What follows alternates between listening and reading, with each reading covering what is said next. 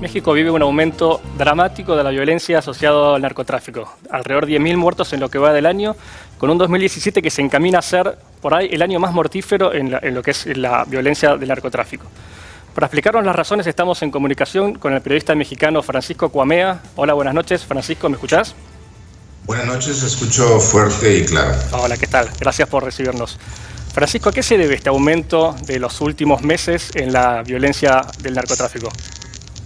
Bueno, este momento presente en el que vivimos finalmente es una consecuencia de cosas que han sucedido en años anteriores, que tienen que ver, digamos, con la política también mexicana de combate a la violencia del narcotráfico. Es decir, en el sexenio de Felipe Calderón y un poco antes con Vicente Fox, se decidió, digamos, descabezar, como decimos aquí, aunque se escucha muy feo, a los grandes cárteles del narcotráfico, es decir, a detener a los grandes líderes de estos grupos criminales.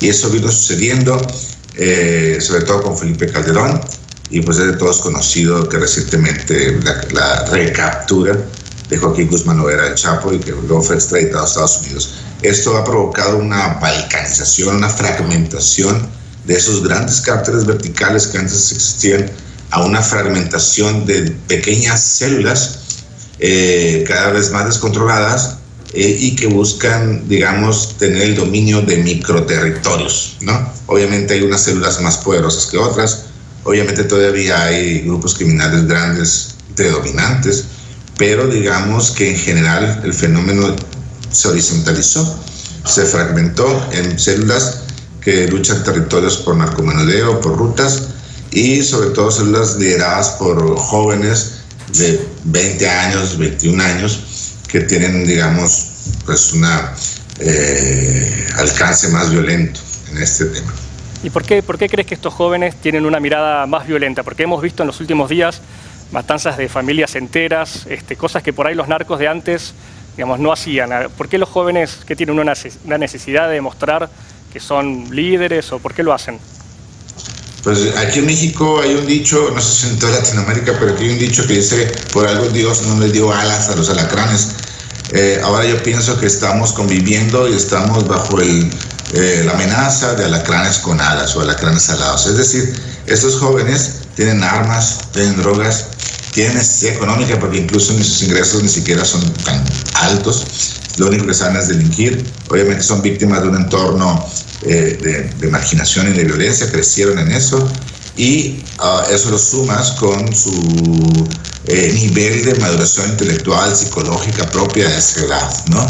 Entonces, podríamos decir, no soy psicólogo, pero podríamos interpretarlo como que son jóvenes que además están buscando una pertenencia, una identidad en este mundo, y lo hacen de la manera en la que aprendieron a hacerlo, que es a través de la violencia. También hemos visto en los últimos tiempos que lugares que antes estaban a salvo, como Cancún, por ejemplo, ahora se está viendo la guerra a los carteles. ¿Cómo afecta esto a México? Bueno, pues simplemente el tema de la industria del turismo es uno de los ingresos más importantes del país.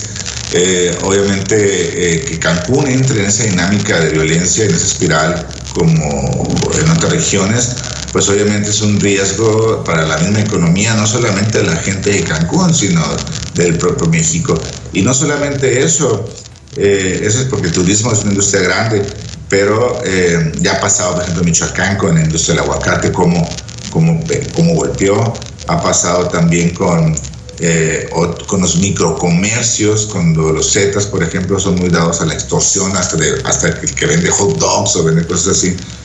Entonces sí hay un golpe en la economía. Lo que no hay son estudios serios que documenten cómo esta violencia y cómo el crimen organizado afecta a la economía mexicana y a la economía de los mexicanos y cuál es el impacto de los mexicanos, porque también es complicado, según algunos economistas nos han explicado en varias ocasiones, porque se maneja mucho la cifra negra. Entonces haría falta saber el alcance para el bolsillo de mexicanos, que significa el mismo crimen organizado y la corrupción que le acompaña.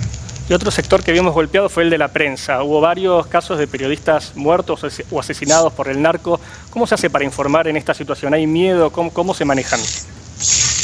Bueno, se pregunta frecuentemente nos las hacen. Pues sí, efectivamente hay preocupación, hay miedo, hay una incertidumbre, una angustia, porque no sabes, no trabajas en un clima de certidumbres, no sabes si puede ser el gobierno el mismo que te pueda agredir, o el mismo narcotráfico. Pero aquí en México, según las estadísticas que maneja Artículo 19, por ejemplo, una organización civil especializada en temas de libertad de expresión, ha documentado que cerca del 45% de las denuncias o quejas por agresión a periodistas provienen de personajes del gobierno, de policías, políticos, no funcionarios.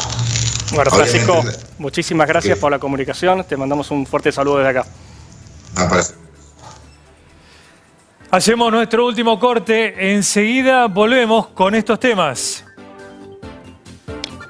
Ya viene en La Nación PM.